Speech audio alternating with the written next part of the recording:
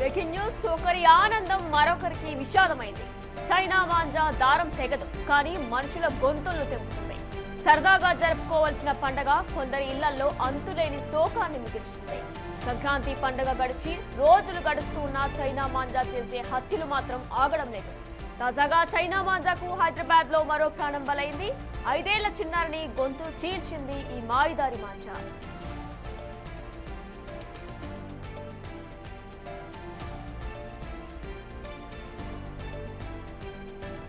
కూకట్పల్లిలో చైనా మాంజాతో 5 ఏళ్ల చిన్నారి మృతి చెందింది.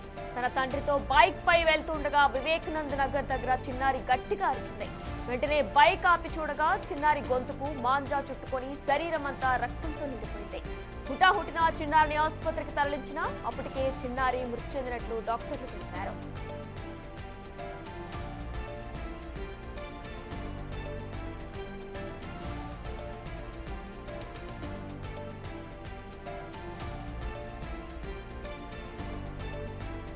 రాష్ట్రంలో ఇప్పటికే చైనా మాంజాపై నిషేధం విధించారు. చైనా మాంజా అమ్మినా, కొనుగోలు చేసిన కేసులు నమోదు చేస్తామని పోలీసులు తీవ్ర హెచ్చరికలు చేశారు. చేస్తూనే ఉన్నారు కూడా. చైనా మాంజా ఉపయోగించుకుంటా చర్యలు తీసుకుంటున్నారు. హైదరాబాద్ సిపి సజ్జనార్ కూడా చైనా మాంజా వాడకూడదని హెచ్చరించారు. బిగ్ టీవీ కూడా చైనా మాంజా వాడొద్దంటూ అవగాహన కార్యక్రమం నిర్వహించింది. అయినా సరే కొందరు స్వార్థం ఎన్నో కుటుంబాల్లో విషాదాన్ని నింపుతుంది.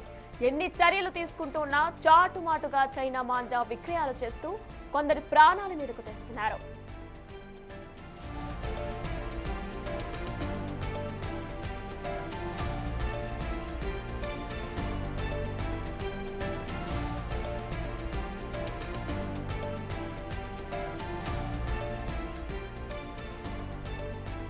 నిజానికి ఇప్పుడు ఆకాశంలో పతంగులు ఎక్కువగా ఎగరడం లేదు.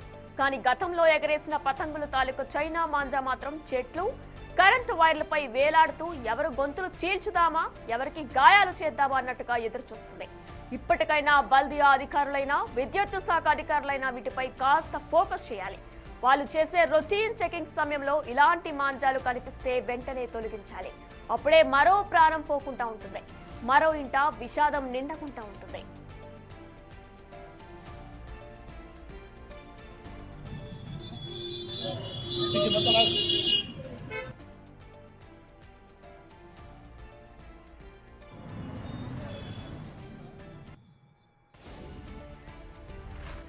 ఇదే అంశానికి సంబంధించి పూర్తి డీటెయిల్స్ మా ప్రతినిధి దేవిక లైవ్ ద్వారా అందిస్తారు. రైట్ దేవిక, అయితే చైనా మాంజా వాడొద్దంటూ కూడా ఇప్పటికే ప్రభుత్వం పలు సూచనలు కూడా చేస్తుంది. అయినా సరే కొంతమంది ఇలా స్వార్థానికి పోయి చైనా మాంజా నమ్ముతున్నారు. ప్రస్తుతం తన తల్లిదండ్రులు ఏ విధంగా డిమాండ్ చేస్తున్నారు, అధికారులు ఏం చెప్తున్నారు, అప్డేట్స్ ఏంటి?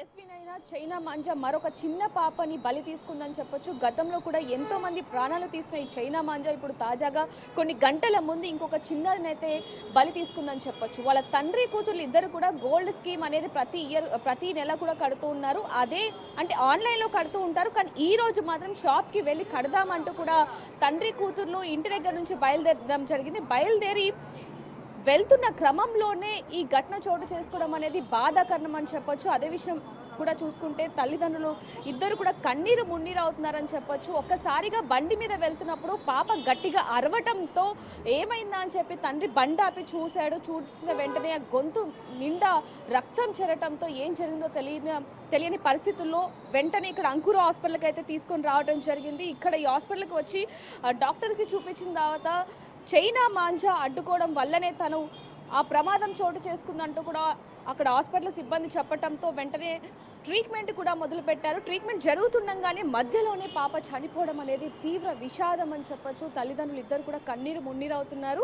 ఆ తండ్రికి ఇద్దరు కూతుర్లు, ఒక పాప 6 సంవత్సరాలు, మరొక పాప 5 సంవత్సరాలు. మనం స్క్రీన్ మీద కూడా చూస్తున్నాం. ఎంత చిన్నారి చదువుకుంటూ రోజు నాన్నతో అల్లరి ముద్దుగా మాట్లాడుతూ ఉండేది, అల్లరి చేస్తూ ఉండేది. అలాంటిది ఆ కూతురు ఈరోజు లేదు అని తెలిసి ఆ తండ్రి కన్నీరు మున్నీరు అవుతున్నారని చెప్పొచ్చు.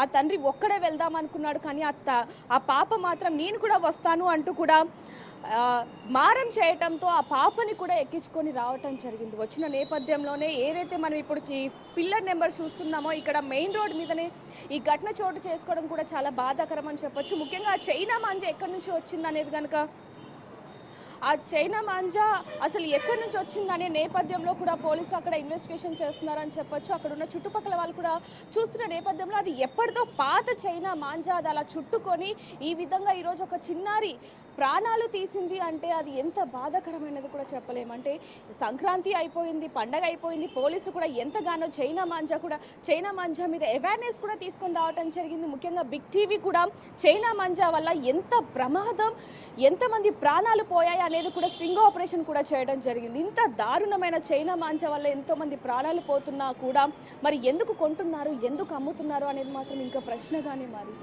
కానీ ఈరోజు మాత్రం ఒక కుటుంబం విషాదంలోకి మునిగిపోయింది. ఆ చిన్నారి లేకపోవడం, ఆ తల్లిదండ్రులు ఇద్దరు కూడా కన్నీరు మున్నీరు అవుతున్నారు. రేపు పొద్దున్న ఆ పాప డెడ్ బాడీని కుటుంబ సభ్యులకి ఇచ్చే అవకాశం ఉన్నట్టుగా కూడా అధికారులు చెప్పడం జరుగుతుంది. హాస్పిటల్ లోపల ఆ తల్లిదండ్రులు ఇద్దరు కూడా కన్నీరు మున్నీరు అవుతున్నారని చెప్పొచ్చు.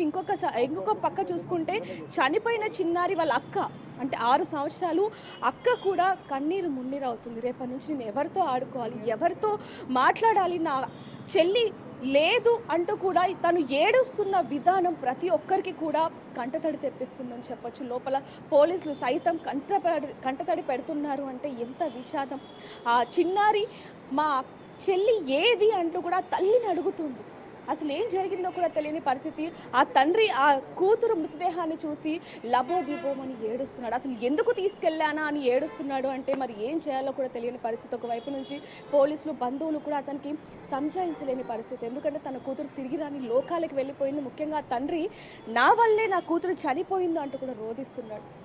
ఎప్పుడు నేను ఆన్లైన్లోనే కడుతూ ఉంటాను అమౌంట్ అనేది, కానీ ఈసారి షాప్కి వెళ్ళి స్కీమ్ కడదాం అనుకున్నాను, కానీ నా కూతురు మారం చేయటంతో నేను తనని ఎక్కించుకున్నాను. ఒకవేళ కనుక తనని ఎక్కించుకోకుండా ఇంటి దగ్గర ఆడిపించుంటే ఈరోజు నా కూతురు బతికి ఉండేది, నా కోసం ఎదురు చూసేది ఇంటి దగ్గర అంటూ కూడా ఆ తండ్రి హాస్పిటల్ లోపల కూర్చొని కన్నీరు మున్నీరు అవుతున్నారని చెప్పొచ్చు. వాళ్ళు ఇప్పుడు తీవ్ర విషాదంలో ఉన్నారు కాబట్టి కొద్దిసేపటి తర్వాత మాట్లాడతామంటూ కూడా వాళ్ళు కూడా చెప్పడం జరిగింది. పోలీసుల అలాగే హాస్పిటల్ సిబ్బంది ప్రాసెస్ కూడా ఇక్కడ నడుస్తూ ఉంది. మరి కాసేపట్లో వాళ్ళతో మాట్లాడించే ప్రయత్నం కూడా చేద్దాం.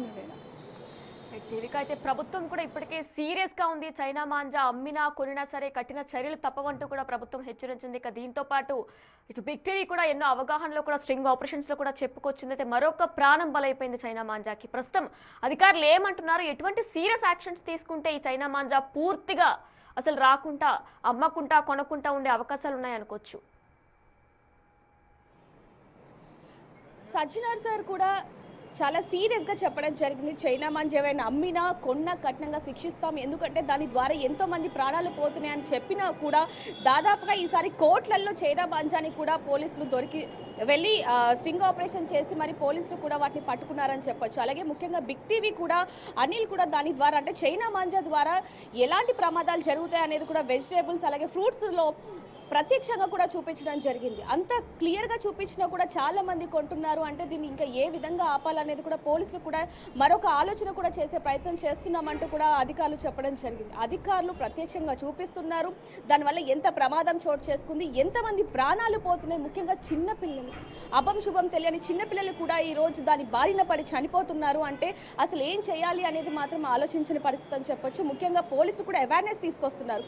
రోడ్ల మీద వెళ్ళేటప్పుడు ముఖ్యంగా చిన్నపిల్లలు కావచ్చు, పెద్దవాళ్ళు కావచ్చు, స్కూటీ మీద అంటే 2 వీలర్ మీద వెళ్ళేటప్పుడు జాగ్రత్తగా వెళ్ళండి. ఎందుకంటే చైనా మాంజాలు ఉంటే దాని కారణంగా గతంలో ఎంతో మంది చనిపోయిన వాళ్ళు ఉన్నారు కాబట్టి జాగ్రత్తగా వెళ్ళండి అంటూ కూడా ప్రతిరోజు అంటే సంక్రాంతి మొదలయ్యే స్టార్టింగ్ నుంచి ఎండ్ అయ్యే వరకు ప్రతిరోజు కూడా చెప్తూనే ఉన్నారని చెప్పొచ్చు. మనం కూడా చెప్తూనే ఉన్నాం. అయినా కూడా అనేక మంది కొని ఇలా అభం శుభం తెలియని చిన్నారుల ప్రాణాలు తీస్తున్నారని చెప్పొచ్చు. అధికారులు కూడా ఇప్పుడైతే దీని మీద ఇంకా కఠినంగా యాక్షన్ తీసుకుంటామంటూ కూడా మాట్లాడుతున్నారు. లోపల మాత్రం ఎంత యాక్షన్ తీసుకున్నా ఈ రోజు మాత్రం ఆ తల్లిదండ్రుల బాధ మాత్రం ఎవరు తీర్చలేరని చెప్పొచ్చు. ఆ తల్లి కన్నీరు మున్నీరు అవుతుంది. ఇంకా నా కూతురికి అసలు ప్రపంచం ఏంటో తెలియదు, రోజు ఇద్దరు నా ఒళ్ళు ఆడుకుంటూ ఉండేవాళ్ళు, తినిపిస్తూ ఈ సమయానికి నేను తినిపిస్తూ ఉండే అంటూ లోపల ఈ అంకుర హాస్పిటల్లో సోఫాలో కూర్చొని ఆ తల్లి పడుతున్న ఆవేదన అసలు ఎవరు వర్ణించలేనిదని చెప్పొచ్చు.